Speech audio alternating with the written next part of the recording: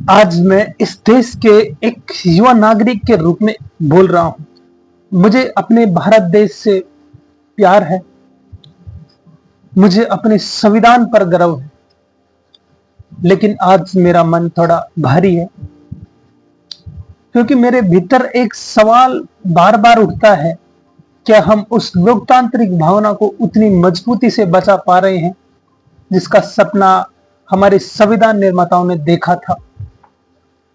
आज देश का युवा सड़कों पर है, जंतर मंतर पर मेरे भाई बहन अपने भविष्य की बात कर रहे हैं। वे कह रहे हैं कि उनकी मेहनत, उनकी परीक्षाएं और उनका भविष्य सुरक्षित होना चाहिए, उनकी आवाज सुनी जानी चाहिए। लाखों युवा अपनी चिंता व्यक्त कर रहे हैं, तो सरकार की पहली जिम्मेदारी और पहली प्राथमिकता बातचीत होनी चाहिए। लोकतंत्र की ताकत यह नहीं कि सरकार के पास बहुमत है।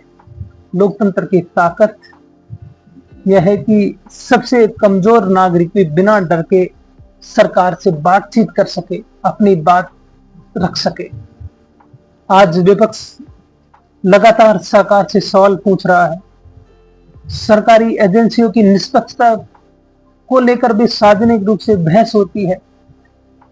देश के अलग अलग हिस्सों में अलग अलग मुद्दों पर आंदोलन हो रहे हैं।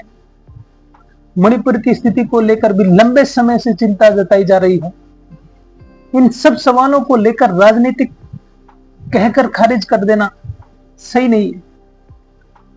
सरकार से मेरी अपील है, आलोचना से मत डरिए, सवाल पूछने वालों को दुश्मन मत समझिए। लोकतंत्र में असहमति कमजोरी नहीं होती है, बल्कि लोकतंत्र की सबसे बड़ी ताकत होती है। मैं किसी सरकार के गिरने की बात नहीं कर रहा हूं। मैं चाहता हूं कि सरकार और मजबूती से, लेकिन जनता का विश्वास जीतकर, जनता से बातचीत कर कर, जवाबदेही और पारदर्शिता से मजबूत बने। एक देश तब तक मजबूत नहीं होता जब तक लोग चुप हो जाएं। एक देश जब मजबूत होता है जब सरकार और जनता के बीच में भरोसा बना रहे। अगर आज युवा सवाल पूछ रहे हैं तो उन्हें सुनिए। अगर वे चिंतित हैं तो उनके साथ बैठिए। अगर वे नाराज हैं तो उनकी बात समझिए।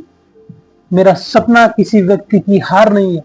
मेरा सपना है कि भारत का लोकतंत्र इतना मजबूत हो कि आने वाली पीढ़ियां गर्व से कह सके, हाँ, इस देश में जनता की आवाज सचमुच सुनी जाती है।